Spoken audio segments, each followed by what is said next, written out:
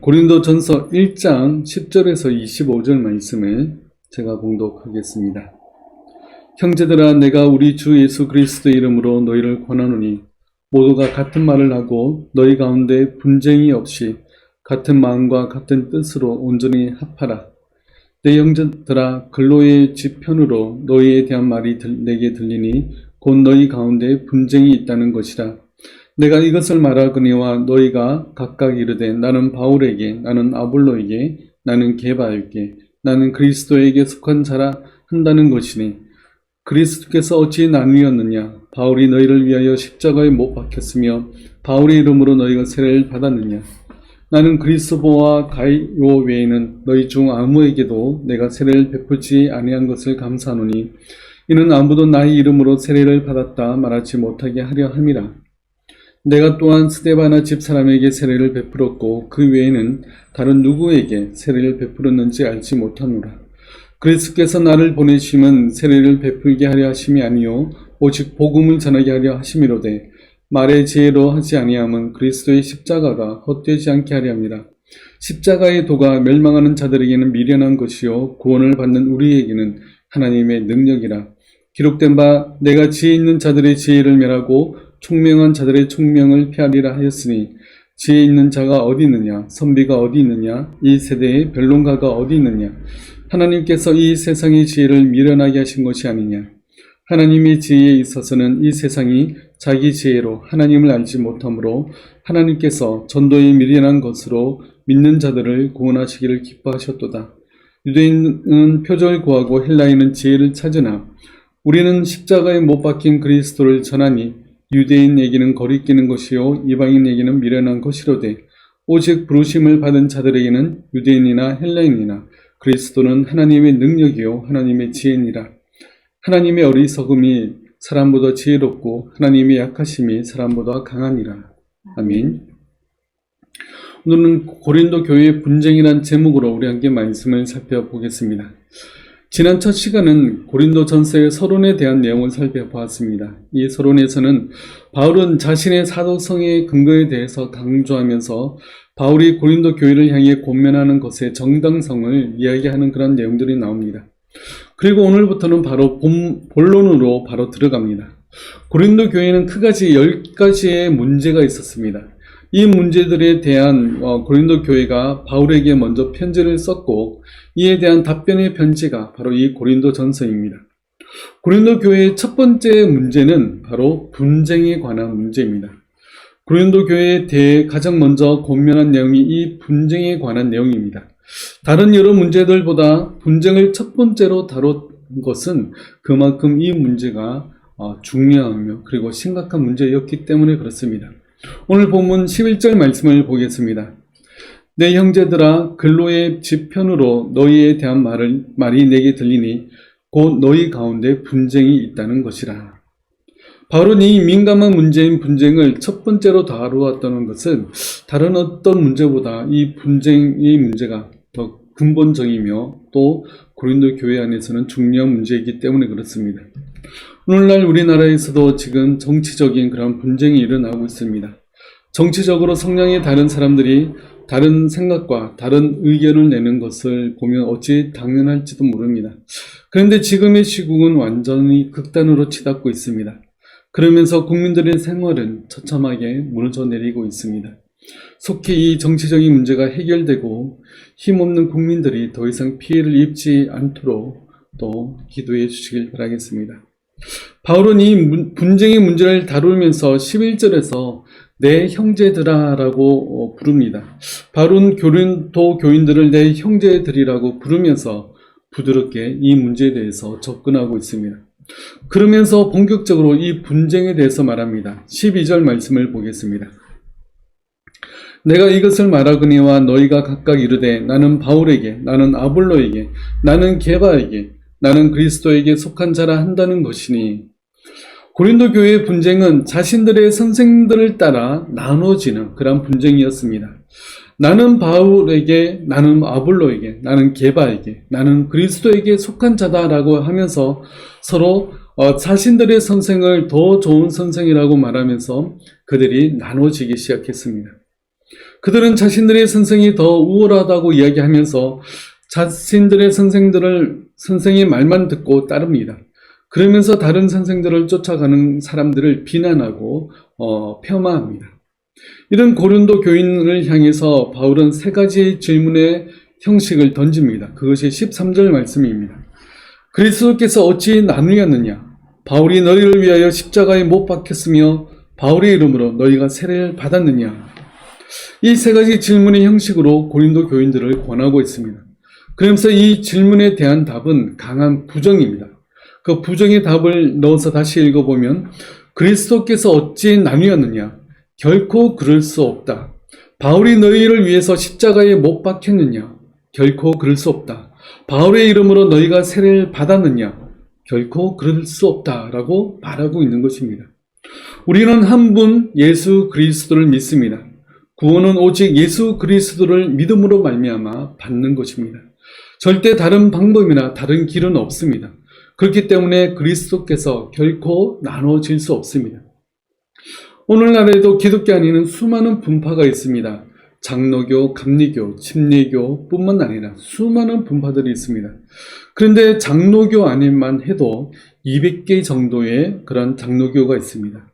합동, 합신, 장신, 고신, 침신, 하는 이런 교단들이 200개 정도가 있습니다.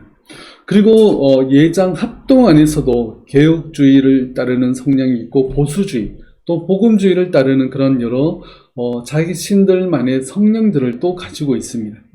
이렇게 수많은 분파가 있고 그런 성향에 따라 또 나눠집니다. 그러나 절대 나눠지지 않는 것은 바로 우리의 구원은 오직 예수 그리스도를 믿음으로 말미암아 구원을 받는다는 이 사실입니다. 여기에 뭔가를 더하거나 빼서는 안 됩니다. 나의 행위가 필요하다든지 나의 정성과 노력이 필요하다는 식으로 이 구원에 뭔가를 더해서는 안 됩니다. 그리고 예수 그리스도를 믿음으로 말미암아 구원 얻는다는 것을 고백한다면 우리가 서로를 인정해주고 격려해 줘야 됩니다. 그러나 많은 사람들은 나와 다른 교단이라고, 나와 생각하는 바가 다르다고 갈라치기를 하고 왕따를 하기도 합니다. 우리는 오직 한 분, 예수 그리스도를 나의 구조로 믿으며 한 분 하나님을 성부 하나님으로 믿습니다. 이에 대해서는 우리가 같은 말을 해야 됩니다. 그래서 10절에서는 이렇게 권면합니다. 형제들아, 내가 우리 주 예수 그리스도의 이름으로 너희를 권하노니 우리 모두가 같은 말을 하고 너희 가운데 분쟁이 없이 같은 마음과 같은 뜻으로 온전히 합하라. 모두 같은 말을 하라고 할 때는 모든 신학적 내용에 대해서 같은 말을 하라는 것이 아닙니다. 모든 교회의 그러한 원칙과 내용에 대해서 같은 말을 하라는 것이 아닙니다. 우리의 구원의 근거에 대해서만큼은 같은 말을 하라는 겁니다.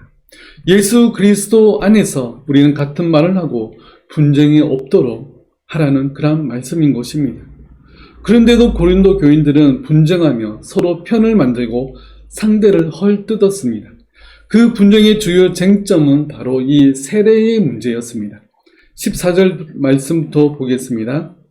나는 그리스도와 가이오 외에는 너희 중 아무에게도 내가 세례를 베풀지 아니한 것을 감사하노니 이는 아무도 나의 이름으로 세례를 받았다 말하지 못하게 하려 함이라.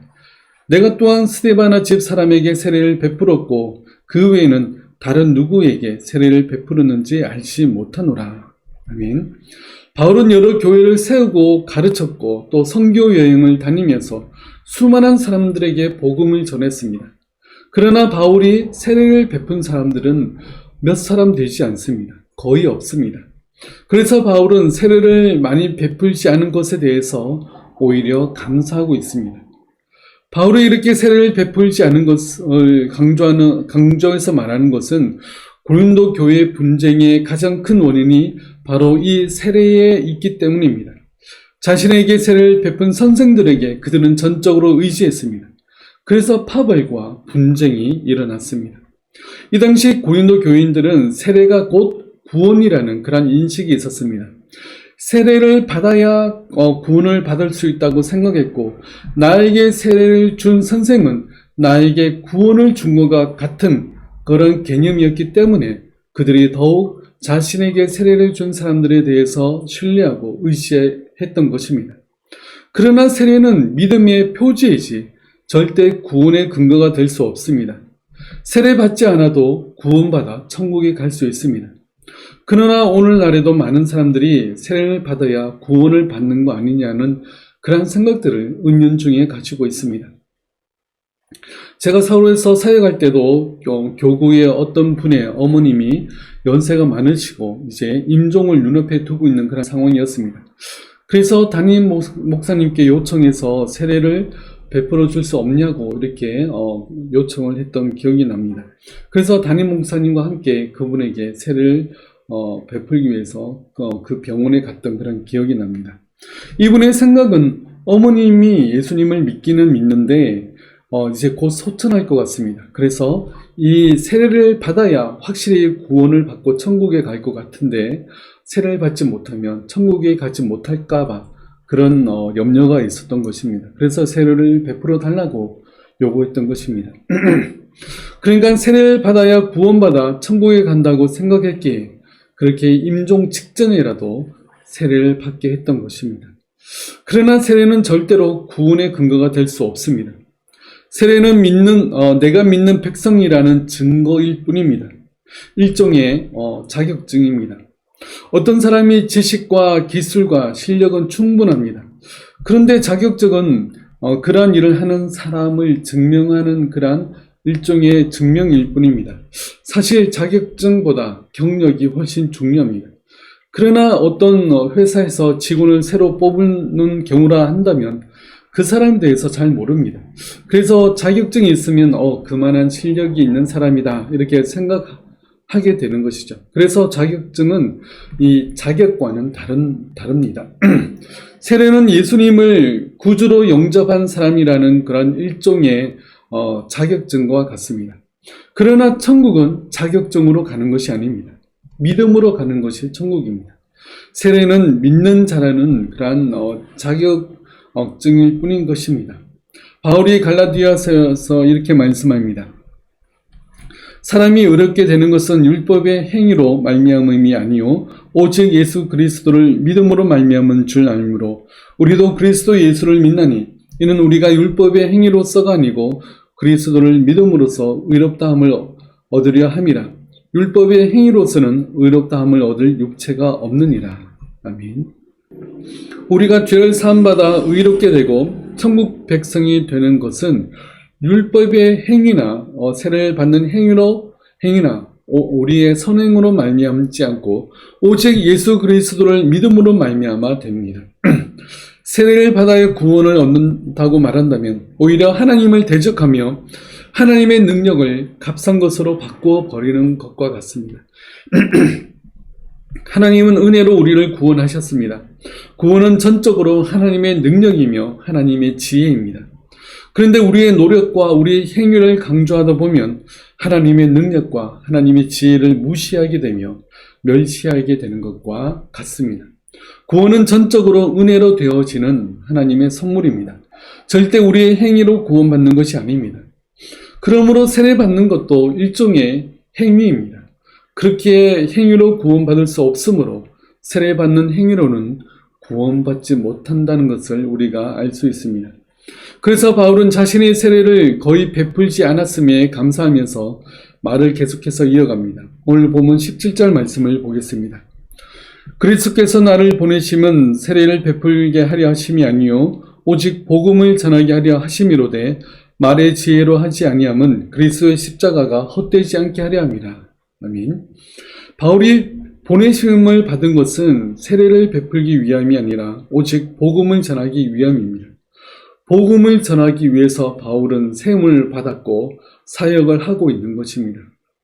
그리고 말의 지혜로 하지 않았다고 말씀합니다. 어떤 사람은 언변이 굉장히 뛰어난 사람이 있습니다. 그래서 누구라도 쉽게 말로 설득할 수 있는 그런 사람이 있습니다. 이 말을 잘하는 것도 매우 큰 능력입니다.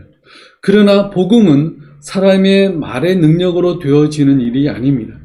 그래서 바울은 자신도 말에는 능력이 없다고 말하고 있습니다. 고린도 11장 6절에는 이렇게 말씀합니다. 내가 비록 말에는 부족하나 지식에는 그렇지 아니하니 이것을 우리가 모든 사람 가운데서 모든 일로 너희에게 나타내었노라. 아멘. 바울은 말에는 부족한 사람이었습니다. 언변이 뛰어나서 사람들을 말로 설득할 수 있는 그런 말의 기술이 있는 사람이 아니었습니다. 그러나 지식에 있어서는 그렇지 않다라고 이야기하고 있습니다. 저 역시 말을 잘 못하는 사람입니다. 한때는 말을 잘 못하기 때문에 목사를 관둬야 되나 그런 고민을 한 적이 있습니다.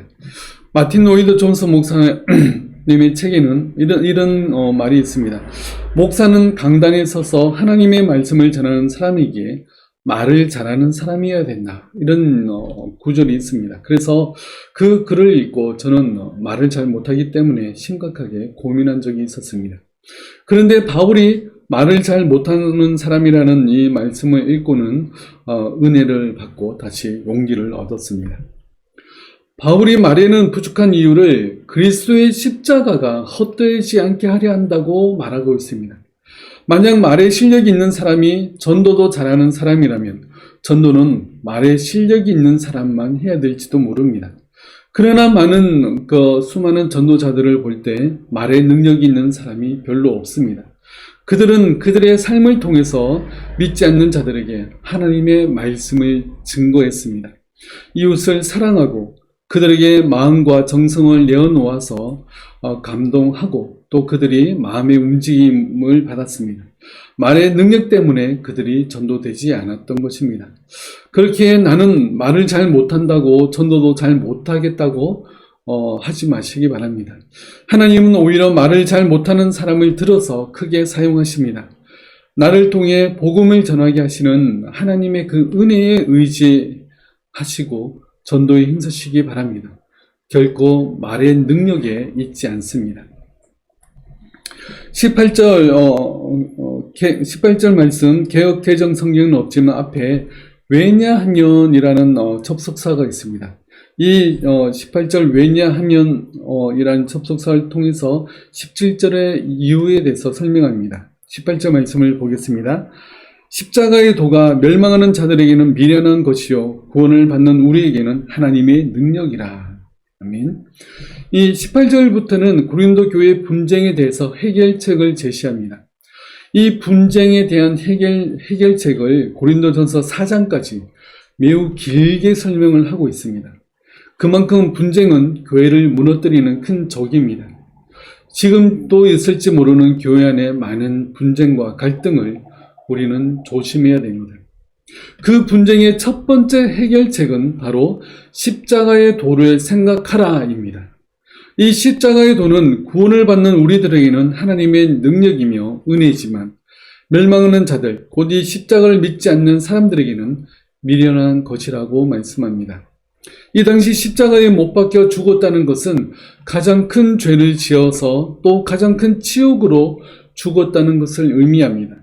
힘도 없이 어떤 능력도 없이 십자가에 죽은 사람이 우리를 구원할 수 있다고 믿는다는 것은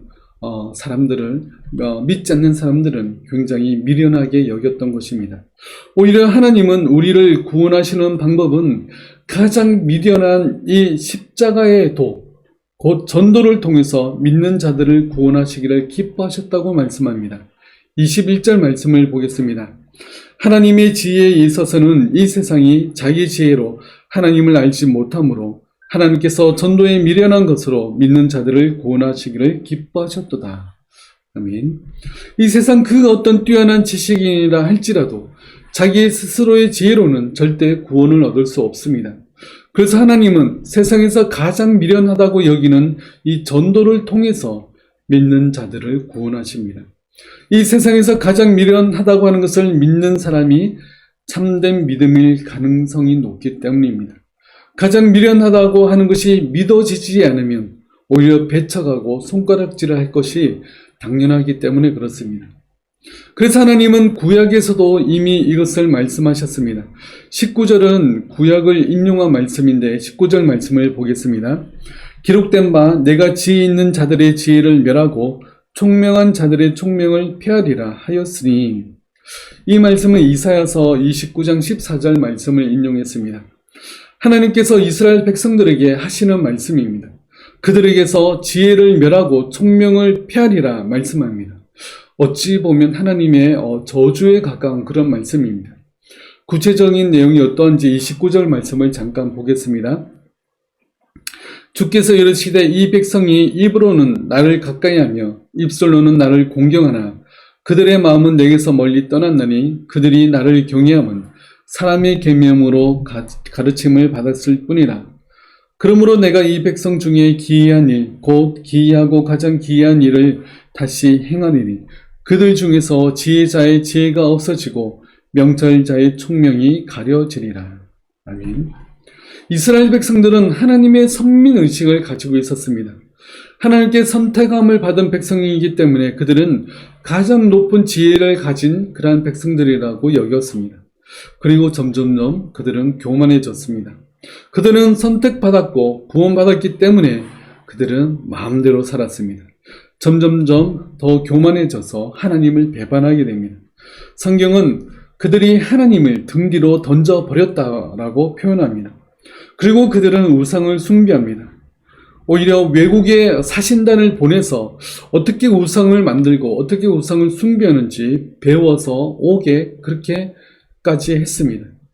이스라엘은 말로는 하나님을 믿는 백성이라고 하면서 하나님의 말씀을 무시하고 하나님의 말씀을 믿지 않았습니다. 오히려 우상을 숭배하며 하나님을 멀리 떠났습니다. 그런 백성들을 향해서 하나님은 내가 그들 중에서 지혜자의 지혜가 없어지게 하며 명철자의 총명이 사라지게 하리라 라고 지금 말씀하고 있는 것입니다. 지금 바울이 이 구약 이사야 말씀을 인용하는 것은 고린도 교회 성도들이 그들이 지혜가 있다고 말하면서 총명이 있다고 말하면서 십자가의 도는 생각하지 않고 오직 자기 당파만을 생각하기 때문에 이 말씀을 하고 있는 것입니다. 자신의 파가 가장 좋은 파라 말하면서 십자가의 도를 멸시하는 것은 결코 지혜로운 모습이 아니라는 것을 지금 이 말씀을 인용해서 말씀하고 있는 것입니다. 오늘날도 우리 교회가 가장 좋은 교회이며 우리 교단이 가장 뛰어난 교단이라고 하면서 다른 교단이나 다른 교회 사람들을 멸시하고 무시하는 경향들이 있습니다. 그래서 교단이 다르면 교제도 하지 않고 친해지려고도 하지 않습니다. 또한 한 교회 안에서도 편가르기를 합니다. 자신이 속한 부서를 위해서는 다른 부서를 희생시키기도 합니다. 또한 새해에는 더 많은 예산을 타내기 위해서 신경전을 벌이기도 합니다. 우리는 이 모든 것을 내려놓고 오직 한 가지만 바라봐야 됩니다. 바로 십자가의 도입니다. 우리는 복음을 먼저 생각해야 됩니다. 하나님의 말씀을 먼저 생각해야 됩니다. 우리 모든 욕심을 내려놓고 복음을 위해 모든 노력을 다해야 되는 것입니다. 이 십자가의 도가 우리를 다른 사람들과 구분짓게 하는 유일한 것이 되어야 됩니다. 십자가의 도를 믿지 않는 사람들과는 구분을 둬야 되겠지만 그 외에는 우리가 낮아지고 양보할 수 있어야 됩니다.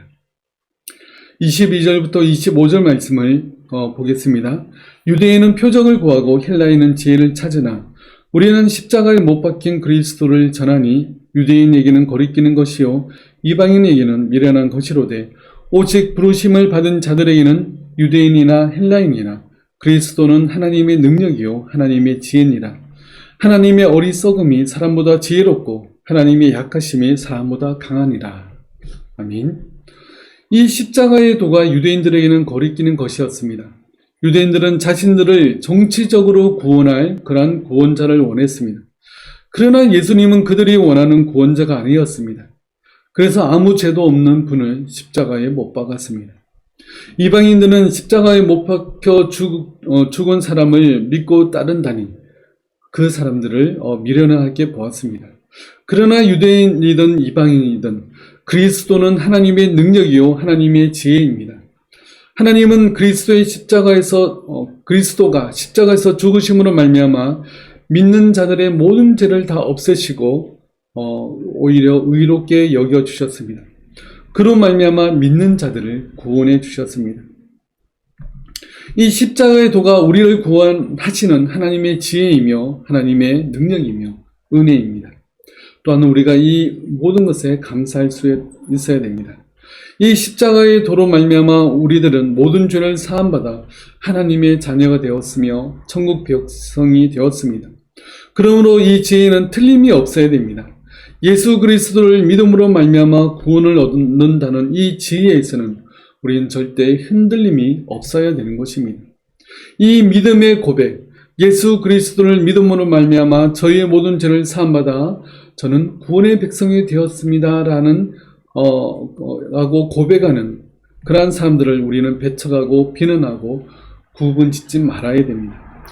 심지어 천주교 신도들이 이 고백을 한다면 우리는 그들의 믿음을 존중하고 감사하며 오히려 기뻐할 수 있어야 되는 것입니다. 우리 믿음의 선배들은 천주교 안에서는 구원이 희박하다고 말합니다. 그러나 희박하더라도 이 십자가의 도를 믿는 이들이 있다면 잘 믿고 있다고 말해주고 칭찬하고 믿음의 교제를 할 수 있어야 되는 것입니다.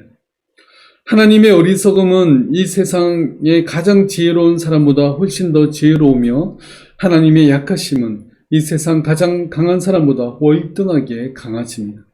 그러므로 우리는 하나님의 지혜 또한 하나님의 말씀에 순종해야 됩니다.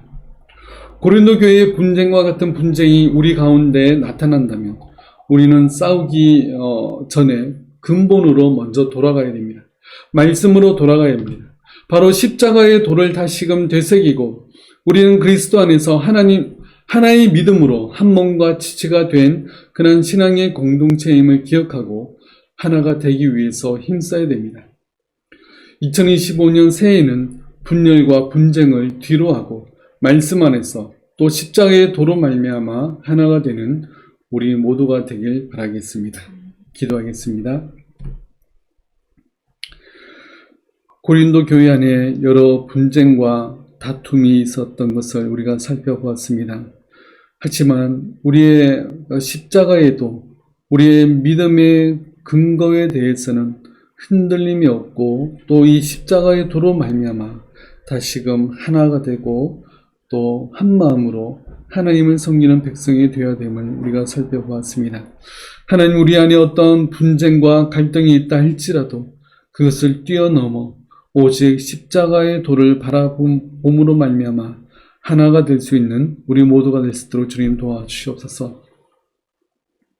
지금은 십자가 위에서 우리의 모든 죄를 사하신 주 예수 그리스도의 은혜와 우리를 사랑하시되 끝까지 사랑하시는 하나님의 사랑하심과 성령님의 함께하심과 위로하심이 십자가의 도로 말미암아 하나 되기를 힘쓰는 우리 모든 성도들 머리 위에 지금부터 영원토록 함께하실지어다. 아멘.